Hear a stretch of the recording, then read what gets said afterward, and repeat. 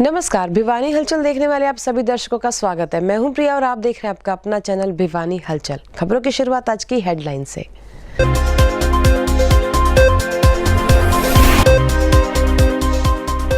जिले में वीरवार को 25 कोरोना पॉजिटिव हुए ठीक, वहीं आए 7 नए कोरोना पॉजिटिव केस। कोरोना के एक्टिव केस 74।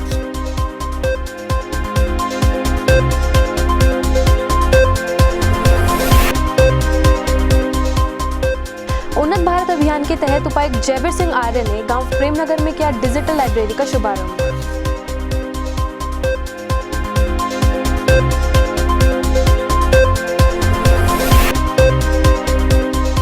सड़क दुर्घटना में 5 बच्चों के पिता की हुई मौत, प्राइवेट बस व बाइक की हुई टक्कर। भिवानी के महम रोड पर हुआ हादसा।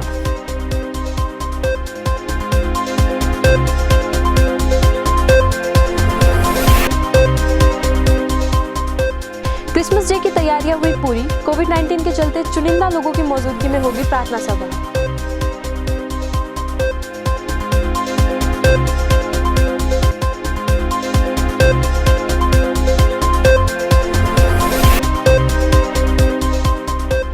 डाक विभाग ने जारी किया डाक पे ऐप, भारतीय डाक विभाग भी अब देने लगा आधुनिक बैंकों को टक्कर।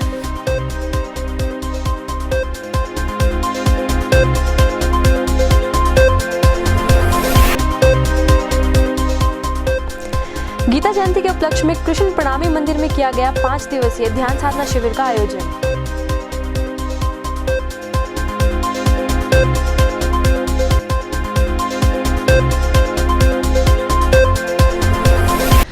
और अब खबरें विस्तार से। जिले में गुरुवार दोपहर तक 7 नए कोरोना पॉजिटिव केस सामने आए, जबकि 25 कोरोना पॉजिटिव ठीक भी हुए। इसी के साथ जिले में कोरोना के 74 एक्टिव केसेस हो गए हैं, जबकि कुल 6199 कोरोना पॉजिटिव में से 5988 ठीक भी हो चुके हैं। भिवानी जिले में वीरवार दोपहर तक 7 नए कोरोना पॉजिटिव के केस सामने आए हैं। वहीं जिले में वीरवार को 25 कोरोना पॉजिटिव ठीक हुए हैं। आपको बता दें कि अब तक जिले में कुल 6199 कोरोना पॉजिटिव हो चुके हैं, जिसमें से 5988 ठीक हुए हैं तथा अब जिले में कोरोना के 74 एक्टिव केस हैं। यह कहना था सिविल सर्जन डॉक्टर सपना गहलावत का। वहीं उन्होंने जिलेवासियों से अपने स्वास्थ्य का पूरा ध्यान रखने की अपील करते हुए कहा कि अगर किसी भी व्यक्ति को जुकाम, बुखार या गले में तकलीफ होती है तो वह तुरंत डॉक्टर से संपर्क करके अपनी जांच अवश्य करवाएं। मुंह पर मास्क का प्रयोग करें व बार-बार अपने हाथों को अवश्य धोएं। गुरुवार को गांव प्रेमनगर में बनी डिजिटल लाइब्रेरी का जिला उपायुक्त द्वारा शुभारंभ किया गया। चौधरी बंसीलाल विश्वविद्यालय द्वारा उन्नत योजना के तहत स्थापित डिजिटल लाइब्रेरी का शुभारंभ करते हुए जिला उपायुक्त द्वारा 5 लाख रुपए डी प्लान के तहत देने की घोषणा भी की गई। साथ ही गाँव की एक चौपाल को कम्युनिटी सेंटर का रूप देने की भी घोषणा की गई। उपायुक्त श्री आर्य वीरवार को गांव प्रेमनगर में चौधरी बंसीलाल विश्वविद्यालय द्वारा उन्नत भारत योजना के तहत स्थापित की गई डिजिटल लाइब्रेरी का शुभारंभ करने पहुंचे। वहीं उन्होंने कहा कि युवाओं को वर्तमान समय में डिजिटल तकनीक अपनानी होगी, तभी वे प्रतिस्पर्धा के इस दौर में आगे निकल सकेंगे। साथ ही उन्होंने लाइब्रेरी के लिए 5 लाख रुपए डी प्लान के तहत देने की घोषणा की व गाँव की सभी समस्याओं को प्रमुखता से लेने की बात भी कही। आपको बता दें कि उपायुक्त द्वारा माँ सरस्वती के चित्र के समक्ष द्वीप प्रज्वलित कर व रिबन काटकर लाइब्रेरी का शुभारंभ किया गया। गुरुवार सुबह महम रोड पर हुए सड़क हादसे में एक व्यक्ति की मौत हो गई। हादसा प्राइवेट बस और बाइक की टक्कर से हुआ। मृतक ढाणी हरसुख का निवासी बताया गया, जो कि 5 बच्चों का पिता होने के साथ साथ घर में कमाने वाला भी इकलौता आदमी था। भिवानी के महम रोड पर प्राइवेट बस चालक ने बाइक को टक्कर मार दी, जिसके चलते हादसे में गांव ढानी हरसुख निवासी बनवारी की मौत हो गई। वहीं मृतक के परिजन राजेश ने बताया कि बनवारी किसी काम के लिए भिवानी आया था तथा जब वह वापस जा रहा था तो प्राइवेट बस चालक ने लापरवाही से गाड़ी चलाते हुए ओवरटेक करते हुए बनवारी की बाइक को टक्कर मार दी। उन्होंने बताया कि मृतक बनवारी 3 लड़कियों व 2 लड़कों सहित 5 बच्चों का पिता था तथा परिवार में कमाने वाला इकलौता आदमी था। साथ ही परिजनों ने बस चालक के खिलाफ कार्रवाई की मांग करने के साथ साथ प्रशासन से आर्थिक मदद किए जाने की मांग भी की है। बनवारी हमारे गांव का वो भिवानी आओ था तो एक बस वाले ने टक्कर मारी। हाँ, तो अब कार्रवाई में क्या चाहते हैं? कार्रवाई में जी तंखीर कार्रवाई हो जाए। इसकी कति गरीब परिवार से 5 टाबर है, इसका विचार है 3 लड़की हैं 2 लड़के हैं, कोई कमाने वाला दुख नहीं थी। वही हमारे को सूचना मिली भाई अपना धर्मवीर MP कोठी है, वहाँ उसके नज़दीक कोई एक्सीडेंट हो गया तो सूचना मिलते ही हम मौका पर पहुँचे। कोई यहाँ दिया जी अस्पताल में आएगी नहीं, उसका लड़का वो लड़के के बयान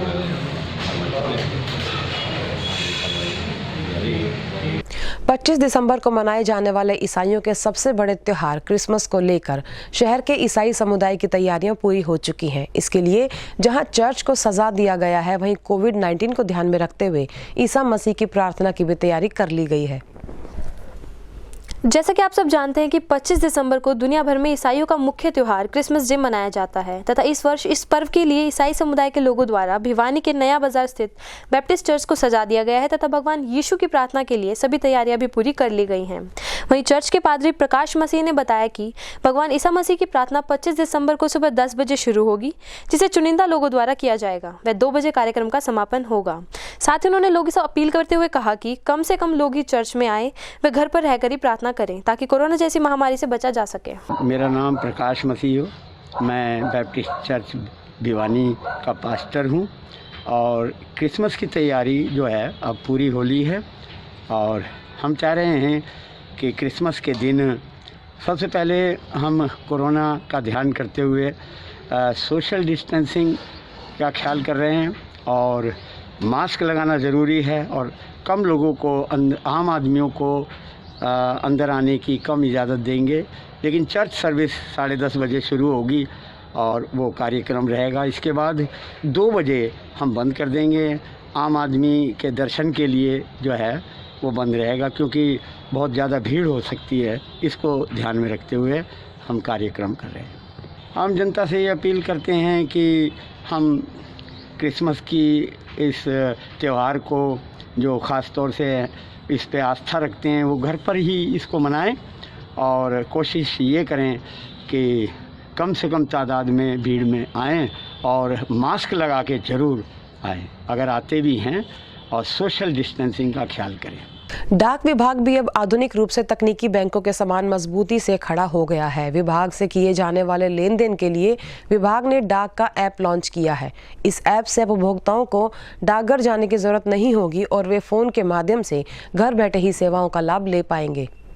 आपको बता दें कि कोई भी उपभोक्ता जो डाक विभाग के माध्यम से बैंकिंग सेवाएं जैसे आरडी व एफडी में पैसा जमा करवाना या निकलवाना आदि कार्यों को घर बैठे इस ऐप के माध्यम से भुगतान कर सकेंगे। इस ऐप का प्रयोग गूगल पे, फोन पे या अन्य डिजिटल पेमेंट की तर्ज पर किया जा सकेगा तथा इससे डाक विभाग के कार्यों में तेजी भी आएगी। मैं हरीश कुमार, अधीक्षक डाकघर, भिवानी मंडल भिवानी। भारतीय डाक विभाग ने 22/12/2020 को डाक पे ऐप का लॉन्च की है। इसके द्वारा ग्राहक घर बैठे बैंकिंग सेवाओं का लाभ ले पाएंगे। इसके द्वारा डाक विभाग की इस ऐप के जरिए गूगल पे, फ़ोन पे की तरह डिजिटल लेन देन कर सकते हैं वह इसका भुगतान अपनी पेमेंट्स का भुगतान कर सकते हैं। इस ऐप को गूगल प्ले स्टोर से निःशुल्क डाउनलोड किया जा सकता है। सर, इससे आम जनता को कितना फ़ायदा होगा?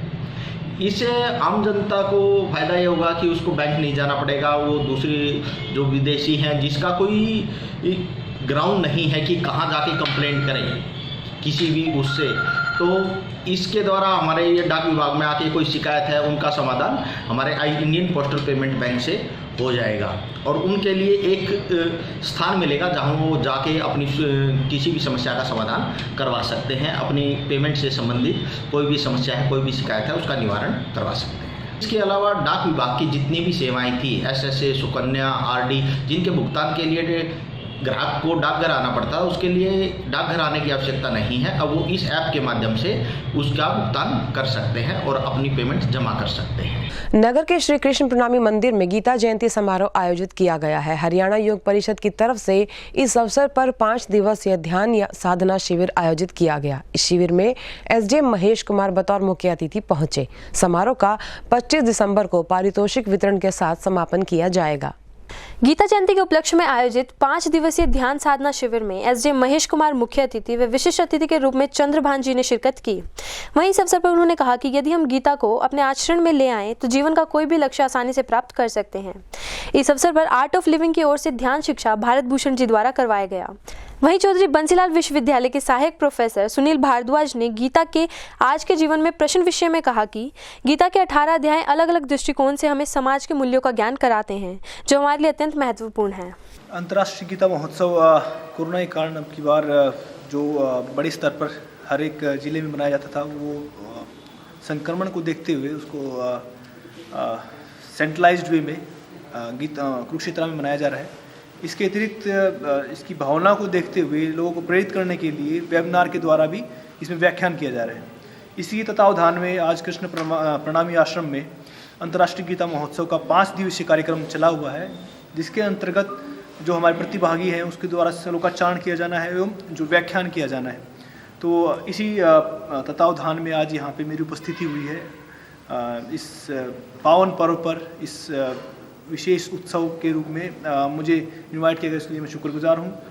हालांकि गीता का अध्याय बहुत ही महत्वपूर्ण है प्रत्येक व्यक्ति के लिए, और उसके तत्वावधान में ही जो व्यक्ति किसी न किसी कारणवश अध्ययन नहीं कर पाता है या फिर अपने प्रतिदिन की प्रक्रियाओं में व्यस्त रहता है, तो उनको एक संक्षिप्त रूप में जो इनके जो महत्वपूर्ण बिंदु हैं उनसे रूबरू करने के लिए ये कार्यक्रम किया गया है।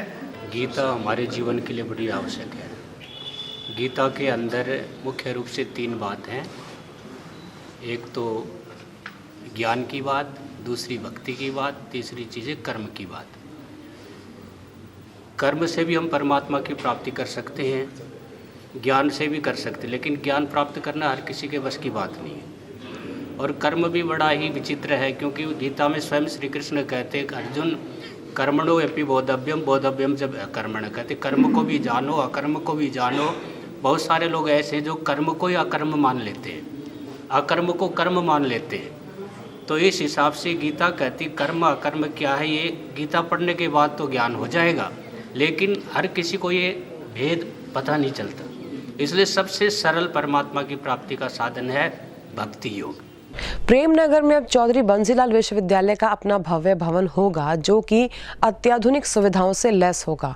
ये कहते हुए गुरुवार को विश्वविद्यालय के कुलपति ने पत्रकार वार्ता को संबोधित किया। इस दौरान उन्होंने आगामी 26 दिसंबर को भवन के उद्घाटन समारोह की जानकारी भी दी।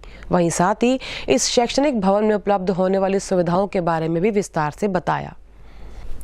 चौधरी बंसीलाल विश्वविद्यालय में आयोजित प्रेस वार्ता में विश्वविद्यालय के कुलपति प्रोफेसर आर.के. मित्तल ने पत्रकारों को संबोधित करते हुए कहा कि विश्वविद्यालय की प्राथमिकता विद्यार्थियों का सर्वांगीण विकास करना है। इसी कड़ी में विश्वविद्यालय द्वारा 11 हॉबी क्लब का गठन भी किया गया है।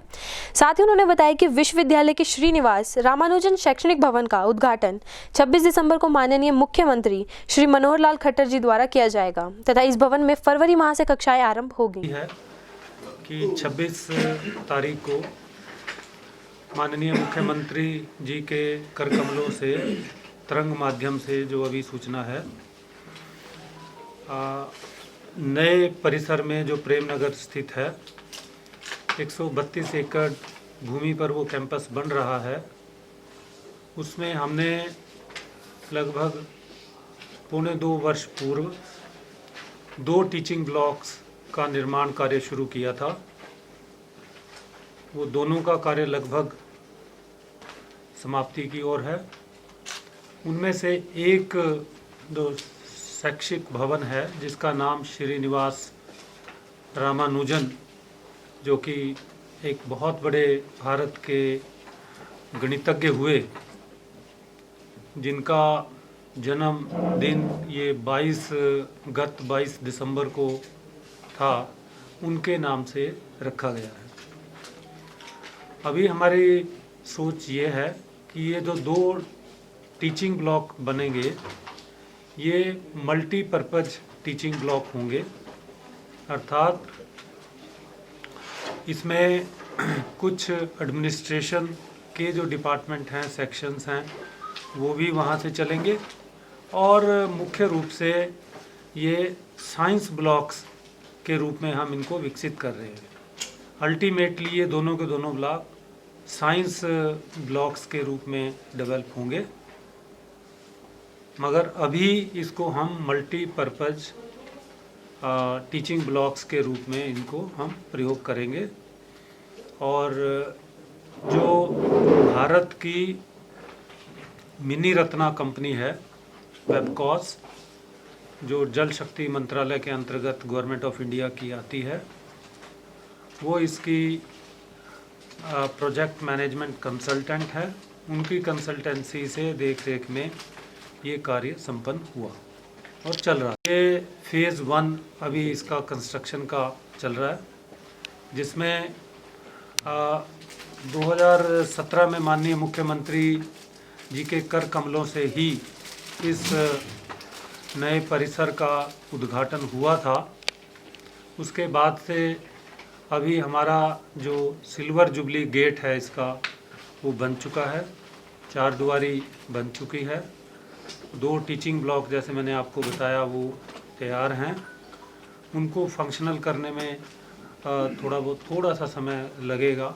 फंक्शनल करने का इन द सेंस कि कुछ जो इसकी डेकोरेशन या जो फर्नीचर है या ऐसा है वो थोड़ा सा अभी इस कोरोना के कारण थोड़ा अवरुद्ध थोड़ा सा हुआ, बाकी वो सब कुछ लगभग तैयार है। इनमें से श्रीनिवास रामानुजन भवन बिल्कुल तैयार है। इसको माननीय मुख्यमंत्री जी 26 तारीख को तरंग माध्यम से इसका उद्घाटन करेंगे। सारा विश्वविद्यालय इसकी तैयारी में लगा हुआ है, तैयारी लगभग पूरी है और इसमें और लगभग जैसे सरकार की कोरोना की इसको सेफ्टी को, सिक्योरिटी को और सब बातों को ध्यान में रखते हुए जो लिमिट है वो 200 की मेरे ख्याल में होती है, उस 200 के अंतर्गत ही इसके लोग इसमें जुड़ेंगे। बुलेटिन के अंत में एक बार फिर से नजर आज की हेडलाइंस पर।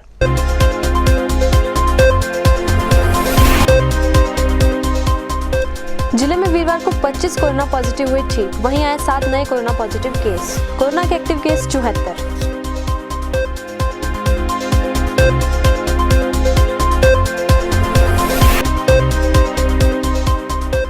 उन्नत भारत अभियान के तहत उपायुक्त जयवीर सिंह आर्य ने गांव प्रेमनगर में किया डिजिटल लाइब्रेरी का शुभारंभ।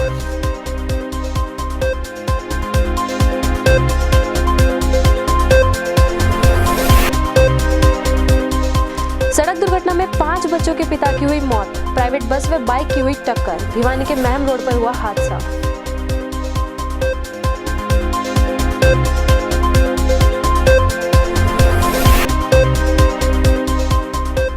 क्रिसमस डे की तैयारियां हुई पूरी, कोविड-19 के चलते चुनिंदा लोगों की मौजूदगी में होगी प्रार्थना सभा।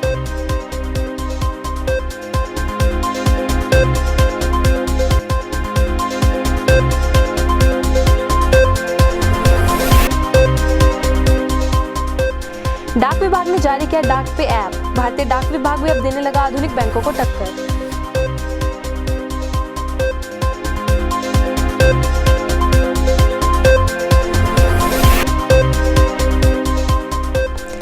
गीता जयंती के उपलक्ष्य में कृष्ण प्रणामी मंदिर में किया गया 5 दिवसीय ध्यान साधना शिविर का आयोजन।